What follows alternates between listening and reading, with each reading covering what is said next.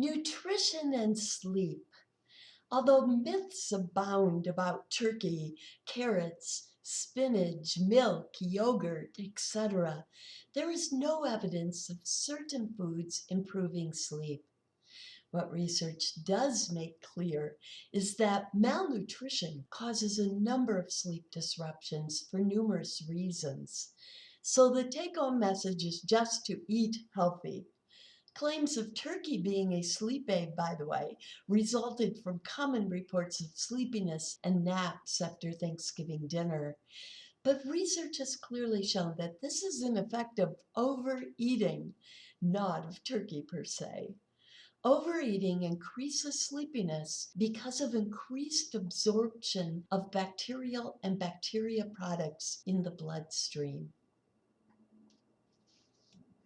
As we mentioned before in this class, caffeine can disrupt sleep intentionally, such as when we drink an energy drink to stay alert, or unintentionally, such as when we accidentally drink a caffeinated beverage or chocolate before bedtime.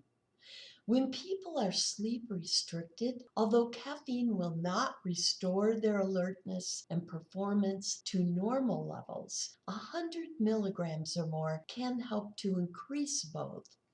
On the other hand, caffeine consumed before bedtime, even several hours before for some people, can disrupt sleep by delaying sleep onset, fragmenting sleep once it is achieved, and as we learned in the first quarter of this class, by reducing M3, deep sleep, significantly. People really vary on their susceptibility to caffeine, by the way. Interestingly, Ising, back in 1980, found that caffeine has lesser effects on extroverts compared to introverts, meaning extroverts can handle more. Regular consumption of caffeine can lead to tolerance when you need more and more for the same effect, and dependence when multiple withdrawal effects are experienced for a few days after terminating this use. The effects of alcohol while awake come in two phases. First, it is initially arousing, followed by sedative effects. The higher the alcohol level in the blood, the higher the sleepiness that results, and this is greatly exaggerated by sleep debt. As an example, 3 drinks are the equivalent of 6 in a person who has had 5 consecutive nights of only 5 hours of sleep. Also, time of nycthymerin makes a difference. Alcohol produces greater sleepiness when it is consumed in the late afternoon, read happy hour time, and or nighttime than it does earlier in the day.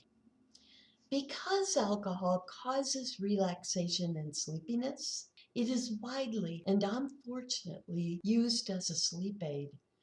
Yes, it can help knock you out, but just because you are unconscious, this does not mean you're getting quality sleep.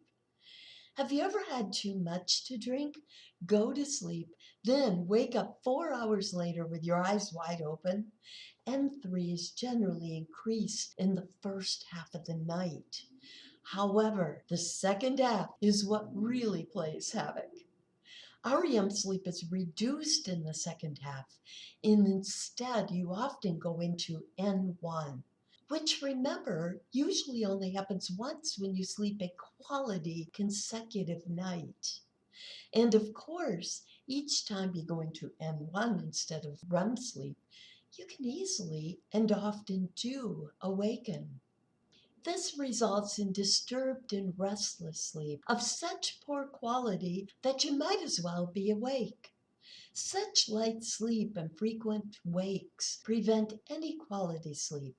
But interestingly, the brain that is recovering from alcohol is memory impaired, and thus less likely to recall these frequent awakenings or perceive near awakenings. Thus, people who use alcohol as a sleep aid have a tendency to think that because they were seemingly unconscious all night, it worked. So when they feel highly fatigued the next day, What do you think they're more likely to do that night? Do it again. This is why experts recommend no more than 4 or 5 ounces of wine before bed. That, by the way, is nowhere near 1 glass, at least not how it is typically poured in the United States. Tryptophan is an amino acid prevalent in foods like dairy products, fowl, beans, some nuts, and bananas. Because the brain uses tryptophan to manufacture serotonin, and some research had implicated serotonin while asleep, some people tried to take tryptophan as a sleep aid in the 80s. They suffered serious side effects, likely due to contaminants and unregulated pills. It has since been shown that such a large pill dosage would be needed for any noticeable effect, that it would create more problems than it would solve. In other words, the side effects would be much too harmful.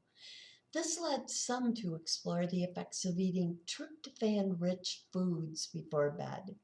But again, the effects, if any, were not significant enough to even be noticeable. So much for tryptophan.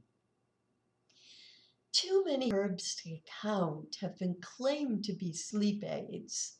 The most frequently mentioned are passion flower for temporary insomnia, the aroma of lavender for calming, and valerian or kava for general promotion of sleep. Unfortunately, not many well-conducted studies have been devoted to these and other herbs, and those that have show mixed results and thus are inconclusive. The most studied is valerian, but still, its sleep aid status cannot be confirmed. And while some studies have shown some sleep benefits of kava, the risks of liver damage are now known to clearly outweigh any benefits. In our exploration of the sleeping body, we've looked at the effects of sleep on a number of body systems and also health effects on sleep. Hopefully, you have found many of these effects to be important and memorable. One take-home message stands out more than any other for me personally, and that is the effects of REM sleep on the autonomic nervous system and cardiovascular and respiratory systems. With this knowledge, it is easy to understand why one portion of sleep is the most strenuous workout that some people get. This concludes our lecture on the sleeping body. Our next lecture will focus on sleep genetics. Just how much of your sleep-wake patterns do you think you inherited? How can parents pass on a trait they do not show themselves? Can sleep disruptive genes be replaced with healthy donor genes? We'll explore these issues and many more in our next lecture.